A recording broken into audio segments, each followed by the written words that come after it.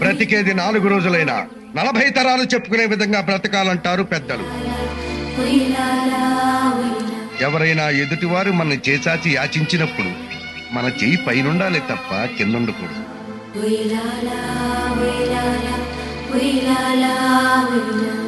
పైన బ్రహ్మదేవుడు ఆదేశించాడు.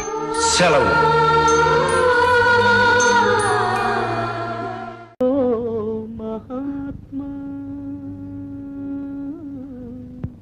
ఇప్పుడు వస్తాను. మహర్షి